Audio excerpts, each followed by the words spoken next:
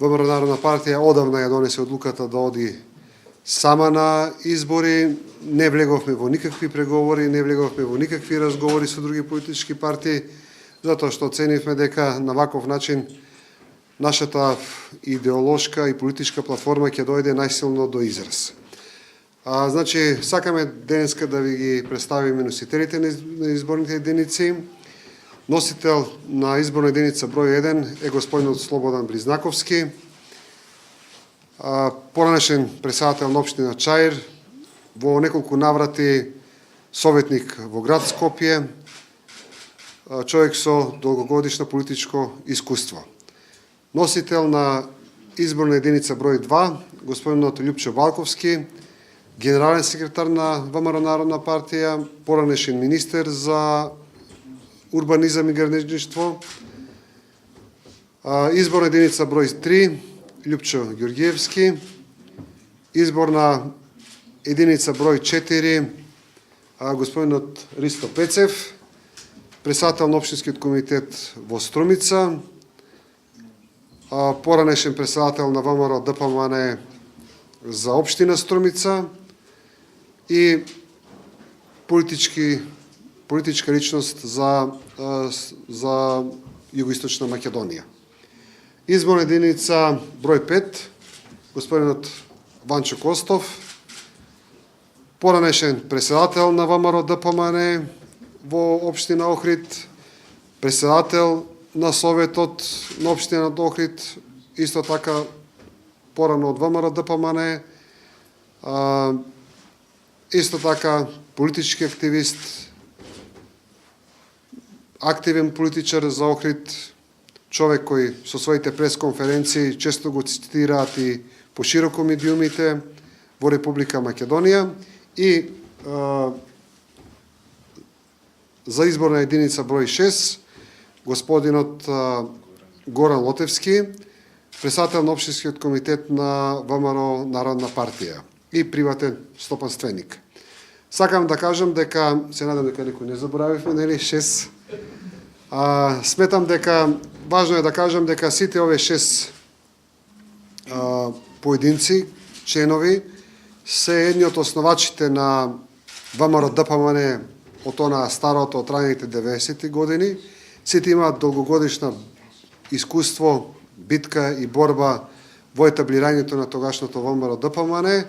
Меѓутоа, нели, со поделбата тие останаа лојални на оваа политичка идеологија и денеска еве влегуваат во еден нов изборен циклус. Исто така мораме да потенцираме дека ВМРО Народна партија учествува во сите 6 изборни единици.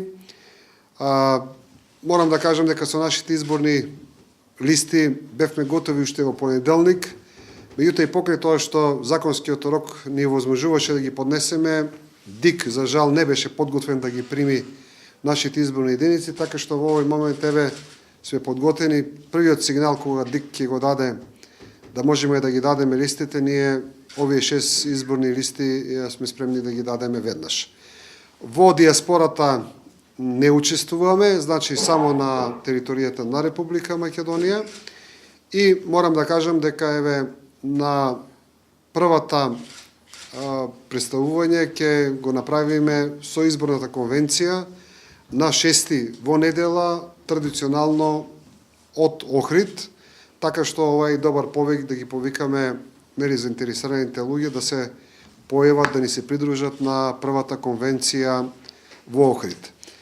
Ќе ве потсетам дека во делот на стратегијата кажавме дека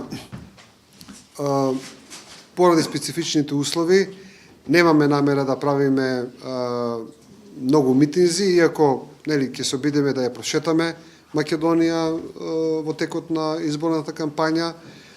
Уште во старт кажуваме дека оние телевизиуми, оние медиуми кои се спремни да обезбедат дебата за политичките представници, значи со задоволство ги прифаќаме, значи бланко. Значи не мора да бидат со одветно ниво, не страдаме од такви комплекси да бидат председатели од друга страна, доволно е да бидат и, нели, втора или трета гарнитура, доволно е да има подготвеност од другите политички противници, значи спремни сме за нашите теми, за нашите идеи, за нашата идеологија, за нашата програма, колку и таа да изгледа нели провокативна или можеби неприфатлива, да дискутираме за неа и да дебатираме.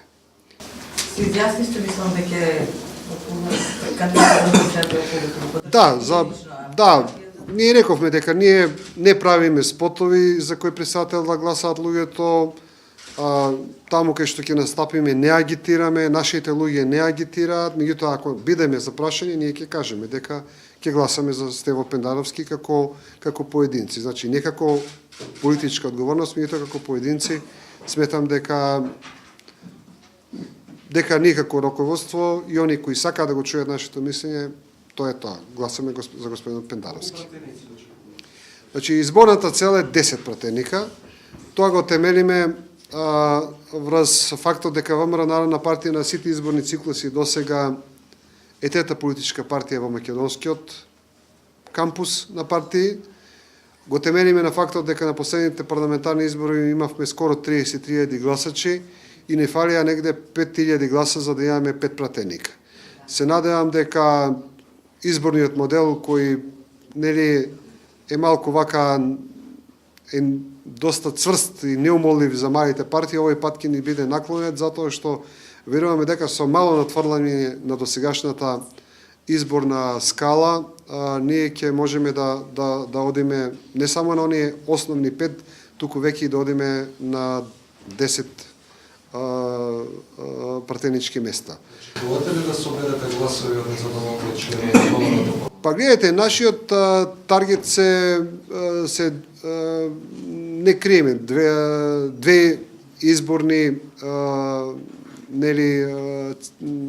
кампуси. Тоа е едниот односно практично 3. Старите лојални членови на ВМРО Народна партија кои покажаа дека и со сите изборни притисоци, изборни циклуси тие си гласаат за ВМРО Народна партија. Вториот таргет се незадоволните членови на ВМРО ДПМН кои влегле во политиката и ја запознале политиката преку дружењето со мене и позициите кои сум ги возможил во одредено време за истите тие луѓе и идеологијата која многу добро ја познаваа 90-та година. И третиот кампус кој досега можеби и највеќе се отвараме према него, тоа е таа една независна структура на граѓани кои сметаме дека не е малку, според сите анкети таа е негде до 20 до 25%, која во нашите идеи и програми ќе се најде себе, затоа што сметаме дека навистина овој пат имаме нешто што ние на друга политичка партија нема храброст да го каже. Уште едно прашање, само че кога е локална кампања против вас? Па, гледайте, ако го забележате нашиот став од самиот почеток, ние одиме со чиста политика и идеологија. Значи, ние ако критикуваме, некој го критикуваме за неговите политички и идеолошки ставови. Ќе се обидиме тоа ниво да го запазиме до крајот на кампањата. Ако се обидат од лево или од десно да ни удрат, ќе најдеме начин да вратиме. Меѓутоа, повторно велам, не сакаме тоа да биде нашиот стил, затоа што сметаме дека имаме доволно моќна политичка програма и доволно моќна политичка идеја со која можеме да бидеме многу препознатливи. Ваш коментар за досега како се одржува кампањата? Па јас можам да кажам дека изненаден сум од стилот на ВМРО ДПМН кој едноставно сметам дека нема потреба од ваков тип и ваков водење начин на кампања. Те имаат доволно медиумска моќност до сега. Имаат доволно, да речеме, и авансирано во така наречениот рейтинг. И навистина сметам дека немаат потреба од тоа што досега на некој начин испливува како главен мотив на нивната кампања, а тоа е значи повторно некое собирање на македонскиот етнички корпус на едно место, правење на некоја политика, не ни требаат овие, не ни требаат оние.